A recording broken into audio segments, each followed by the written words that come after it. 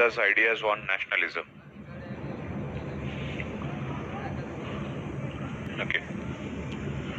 So, Vivekananda's values on nationalism. Yes, can you tell one or two points?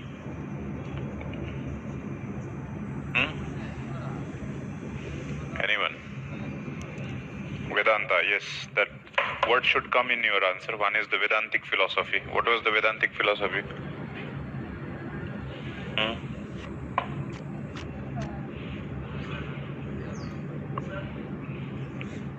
Sir to humans, humanism. But Vedanta was specifically a more rational interpretation of the Vedas in that regard. So Vedanta was more modern. That is where Vivekananda was in favor of using the more scientific interpretation of the Vedas, more rational interpretation of the Vedas. Okay, with respect to the nationalism, okay, you can write some of the points. There are certain principles in his nationalism. One is the humanism as a principle of nationalism.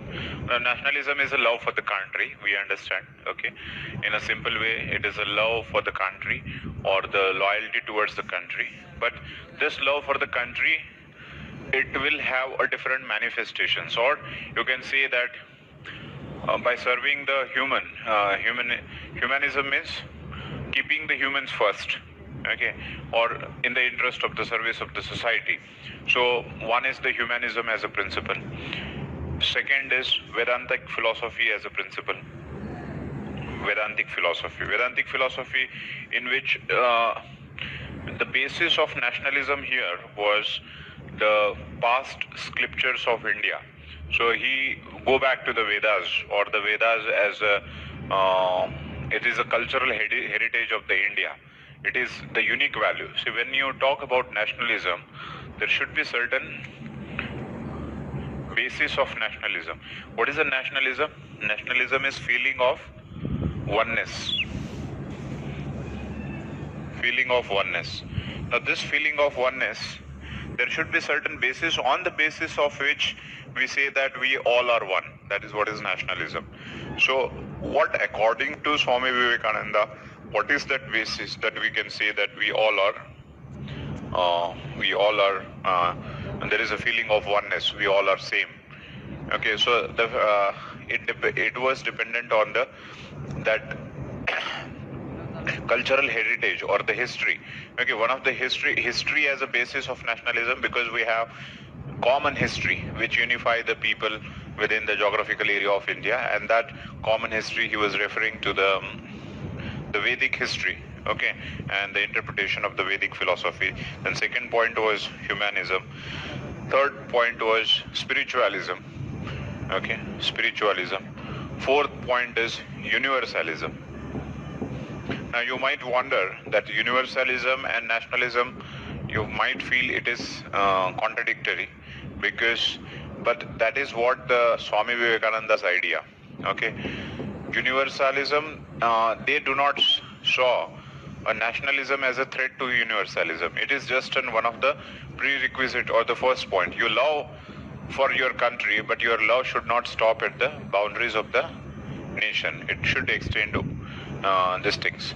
So there was no element of chauvinism. Okay, in fact, after writing these 4 or 5 things, that is history as a basis, Vedantic philosophy as a basis, spiritualism as a basis, service for the humanity as a basis, universalism as a basis, okay, of nationalism. First paragraph is on that, and then second paragraph you can write the relevance of these ideas in the contemporary time. And in fact, religion as a basis also, the next point is religion as a basis of nationalism. But his religion, like, see, the thing is, Savarkar's also basis was religion, okay, that is Hindu Rashtra, and his also a religion as a basis. But there was a very essential difference between the two.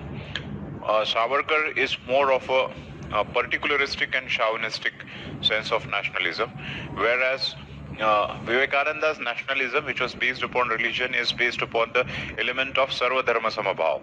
It was based upon the universal brotherhood, that there is a supremacy of all religion. This word is very important, or the phrase, that is supremacy of all religion.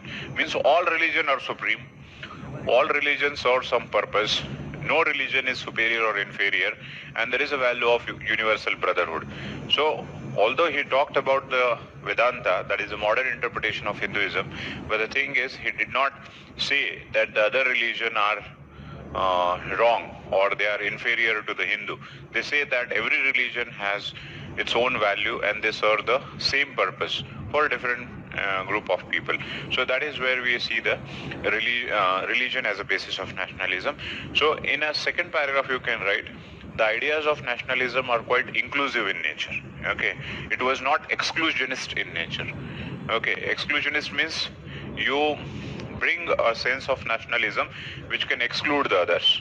When it is a racial based, language based, or in fact a particular religion based, then it becomes an exclusion. It means that you are considering your nation to be superior than the others.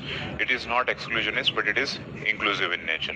And you can write that in the contemporary context, this becomes all the more relevant, because then you write that this nationalistic overtones that we see in the contemporary time, they are quite narrow in interpretation, and they are creating a lot of problem, religious intolerance and hatred and this aspects you can write, and therefore you can say that these values are all the more important.